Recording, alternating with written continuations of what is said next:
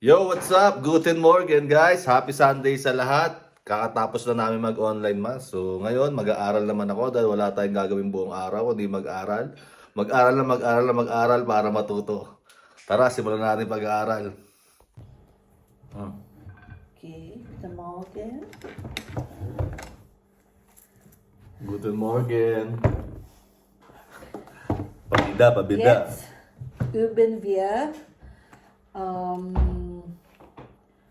wie man Satz konstruieren. Gagawan sentence. Ich gebe ein Beispiel und du musst einen Satz machen. Okay? Machst du einen Satz mit Modalverb?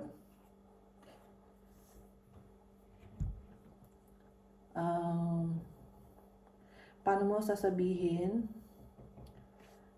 na gusto mong pumunta sa school? Gusto mong pumunta sa school? Isusulat ko dito.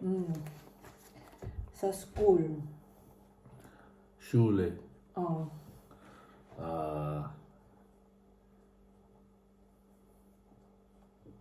Ich will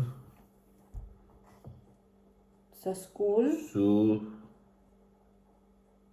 Schule gehen.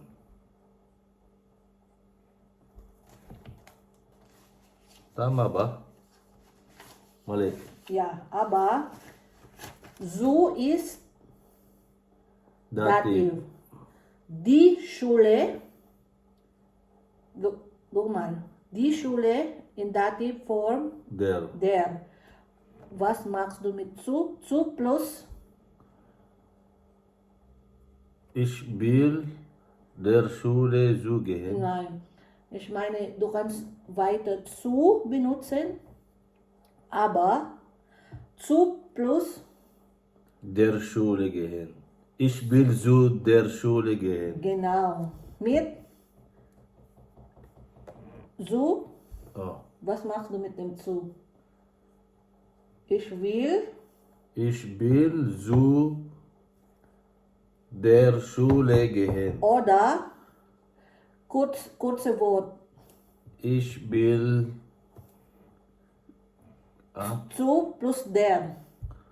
Ich Kurze. will zur Genau. Schule gehen. Genau. Oh. Genau. Oo Okay. pala. Hindi po pala pag-ano. I-shortcut mo pala siya. Ja. Aber zu der Schule ist auch richtig. Aber das ist die Pero tama yun. Shortcut, genau. Gut.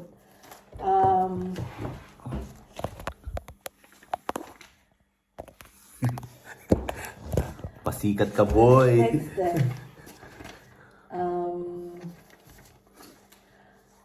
Kannst du bitte würden I would like to benutzen, im Satz benutzen. Sabihin mo na gusto mo, I would like, ganyan. I would like to play tomorrow basketball. Ich werde. Würde. Oo nga pala. I would like. Oh, Werde ist future, futur. Das ist anders. Ich Ich würde. Tama? Ich würde. I would like to play basketball tomorrow. Pang ilan yung time? Sunod siya sa Ich würde gestern. Tomorrow. Morgen. Basketball spielen. Genau, richtig. Sehr gut. Sehr gut. Super. Und dann Normalsatz. Ein Normalsatz. Bida-bida ka, boy. Du musst jetzt nochmal Satz machen. Oh.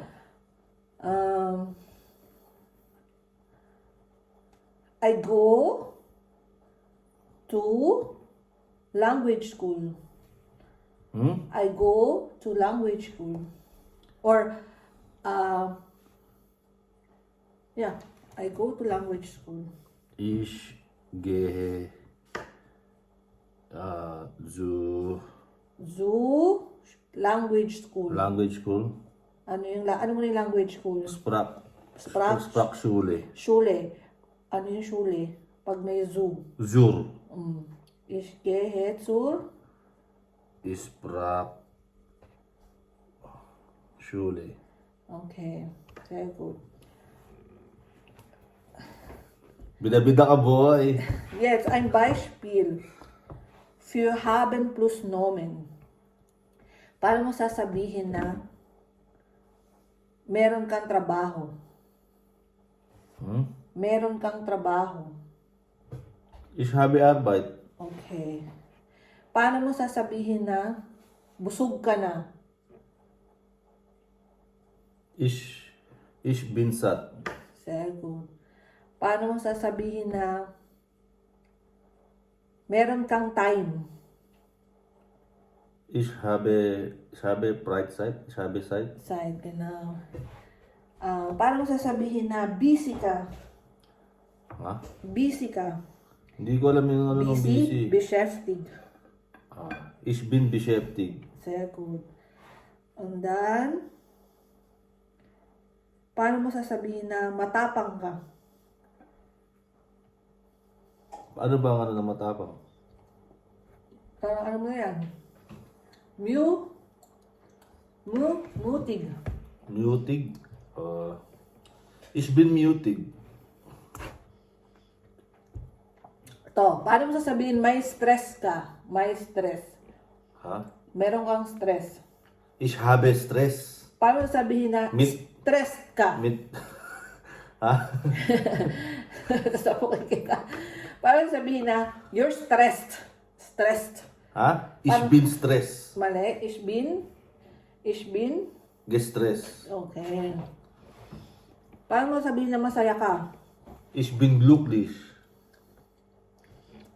Paano mo naman sasabihin na nilalamig ka? Ich bin kalt. Mali. Ich habe kalt. Pag sinabi mong ich bin kalt, ibig sabihin nun, Malamig ka. malamig kang tao. Oo. Cold. Pero pag gusto mong sabihin na nilalamig ka sa loob, kasi yung ano na yun, hindi naman nakikita ng iba. Na, yung pakiramdam mo. Kaya sabi mo, mir is kalt. Mir ist kalt.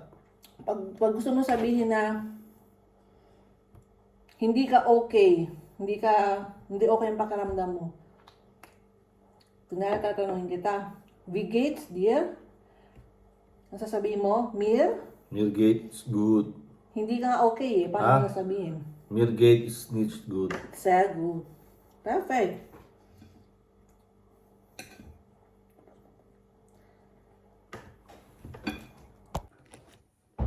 O, paano mo sasabihin na nasa Turkey ka? Tatanungin kita, wo bist du jetzt? Kunwari nasa Turkey ka. Ich bin in Turkey. Turkey. Türkei. Paano mo sasabihin na nasa bahay ka? Ich bin zu Hause.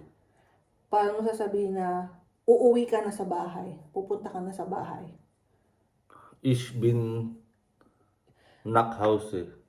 Ay, ich Pupunta. gehe nach Hause pala. Bobo. Okay. Paano mo sasabihin na Jan, nasan ka? Jan, wo bist du jetzt? Tapos nasa bahay ka na. Paano mo sasabihin na nasa bahay Ich ka? bin zu Hause. Ich bin zu Hause. Paano mo sasabihin na nasa arts ka? Tatanong kita, Jan, wo bist du jetzt?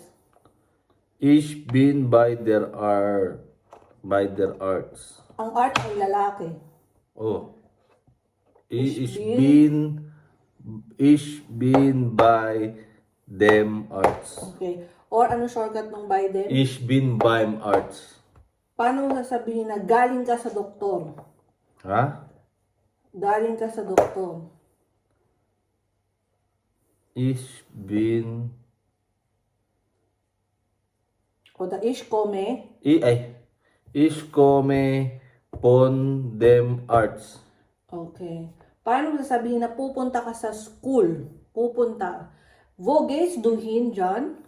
Ich gehe zur Schule. Ich gehe zu. Schule. Ano yung lalagay mo sa zoo? Zur Schule. So, Ich gehe zur Schule. bakit sur Schule? Kasi Ang, yung der, shortcut, no, ano. ano yung Zu, tsaka der. Paano mo sasabihin na pupunta ka sa Stuttgart? Ha? Pupunta ka sa Stuttgart. Ich bin... Bakit bin ang verb? Pupunta. You're Ich gehe nach Stuttgart. Very good. Very good. Nagigets mo na? Konti. Konti. Ang kailangan mo ng aralin. So yun na nga guys, tapos na tayo mag-aral ulit.